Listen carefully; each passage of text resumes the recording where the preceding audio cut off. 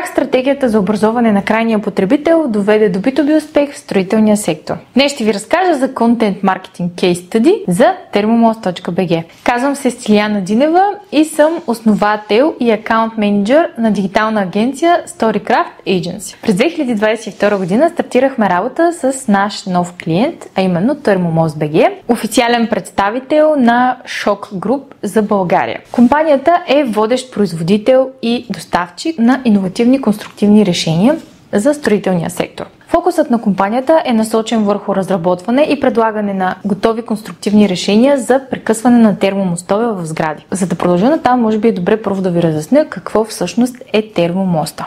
Може би сте попадали в помещение, което граничи с тераса или балкон и на тавана можете да видите влага, мухъл, плесен, отлепване или нарушаване на мазилката. Това много вероятно да се дължи на термомост. Термомостът се появява на границата между ограждащата конструкция и вътрешната част на помещението, там където топлоизолацията прекъсва. На границата между топло и студено. Това е част от топлоизолацията на сградата, който много често е пренебрегван в строителния сектор. Сградния фонд в България изобщо не е обърнато внимание на тази част от топлоизолацията на сградата. И това може да доведе до всякакъв вид нарушение на комфорта на обитание, както казах, влага, мухъл, плесен, студени подове, увеличаване на сметките за електроенергия, поради това, че губим топлина точно в зоната на термомоста. Докато голяма част от сградите изобщо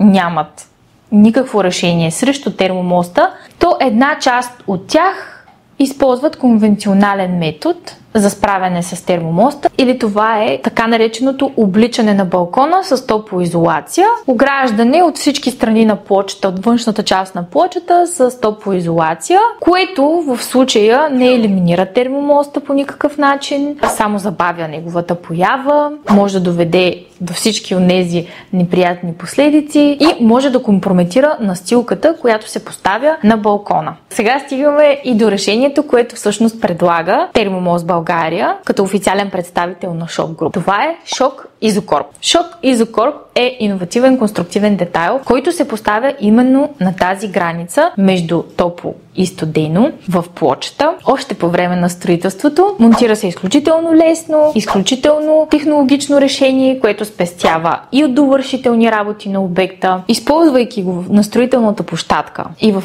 своя проект, строителите могат да предложат един качествен краен продукт с високи нива на комфортно обитание. Предимствата на продукта са, че предлагат по-голяма енергийна ефективност, намалява загубите на топлина, по-ниски сметки за електроенергия. Продуктът е изключително подходящ за пасивни къщи или такива, които са с почти нулево енергийно потребление. По-рентабилни са, имат улеснен монтаж и скъсяват времето за строителство. Предлагат свобода на проектиране за архитектите и проектантите, които изработват проекта за сградата. Шок Груп е компания, която има представителство в над 40 държави. Чрез Thermomos България Шок Груп стъпва за първи път на българския пазар. Целите, поставени пред нашия екип, бяха на първо място увеличаване на разпознаваемостта на бранда в България, за съществуването на Шок като компания в световен мащаб и съответно Thermomos като официален представител в България. Втората задача пред нас беше да образоваме пазара, клиентите и строителния сектор за важността от прекъсването на термомостовете в сгради. И разбира се, третата задача беше увеличаване на запитванията и стартиране на продажбения процес. Казвам стартиране, защото сега тепърво ще поговорим за предизвикателствата пред нашия екип и изобщо пред позиционирането на Thermomos в България, а именно дългия процес от вземане на решение до реалната покупка. Всъщност, строителството на една сграда от проектирането до завършването и последващото поставяне, монтиране на изокорбовете на самия обект минава средно около година и половина. Едно от основните предизвикателства е, че това е ново и иновативно решение, особено за българския пазар. Докато в Австрия всяка сграда е с илюминиран термомост, а почти всяка сграда е с поставен конкретно изокорб, в България тепърва решаваме проблема с термомостовете. И това води до предразсъдъците на строителния сектор в България. Дали това решение наистина работи? Дали това решение няма да оскъпи твърде много проекта?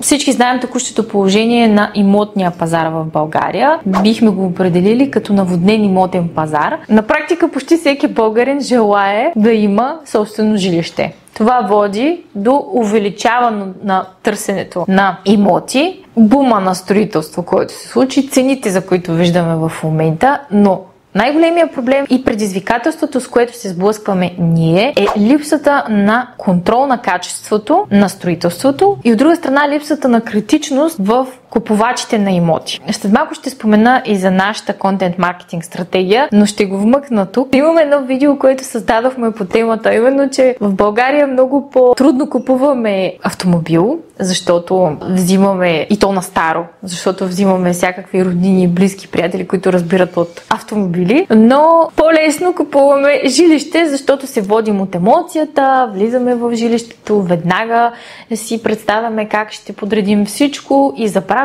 изобщо да погледнем и да задълбаем, да проучим дали строителството, дали е достатъчно качествено и дали си заслужава инвестицията, защото инвестицията в едно такова жилище е доста продължително в рамките на средно на 20-30 години. Отново, следващото предизвикателство, което имаме, са няколко decision makers по пътя, докато стигнем от решението за покупка до монтажа на обекта на Шок Изокорп, главният елемент, за който си говорим днес. Това са архитекта, който проектира сграда, инженер-проектанта, който се занимава конкретно с конструкцията на сграда. Следва възложителя или инвеститора, така наречения човека с парите, и да не забравим строителната фирма, която реално изпълнява на обекта. И покрай всички тези decision makers, всеки един от тях има своите възражения, което повлиява и крайното решение за покупка. Конкурентното решение на нашия продукт го споменах малко по-рано. Това е обличането на балкона с топлоизолация, което съвсем не е ефективно и всъщност нямаме друг конкурентен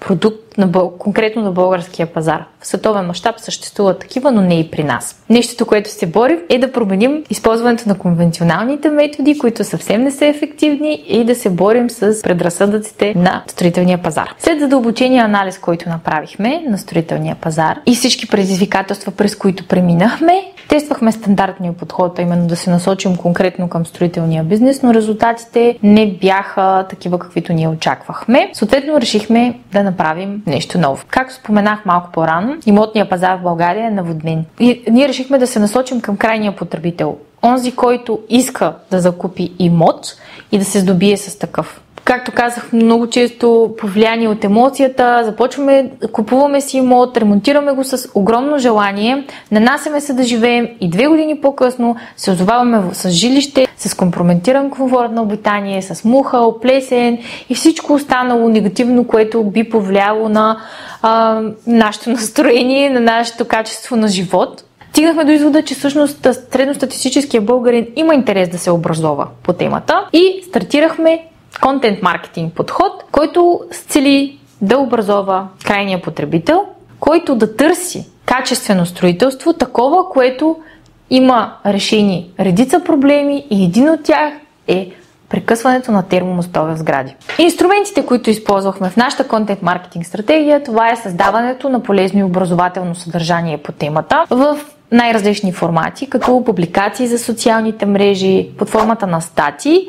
А голямото ни оръжие, което използвахме и се оказа с огромен резултат накрая, всъщност с шорт-форм видеята или кратките форми на видеа в социалните мрежи. И стигаме съответно и до каналите, които използвахме. Facebook, Instagram, TikTok и инфлуенсър маркетинг, което, казвайки го така, не звучи като обещаващ подход за B2B маркетинг. Резултатите обаче бяха различни. Темите, които се насочихме и дадоха доста добри резултати в различните формати, които използвахме, бяха какво пропускаме, когато си купуваме жилище, относно нещата, които пропускаме по време на купко-продажбения процес, как да се защитим от конденс целогодишно, как се случва загубата на енергия в сгради, какво пропускаме в топлоизолацията на сградата, кои са причините за поява на мухъл и плесен, какво е пасивна къща, какво е достъпен дом и теми, които засягат Не само строителната общност, но и обикновения потребител. Имахме страхотни, дори органични резултати. TikTok в момента е един от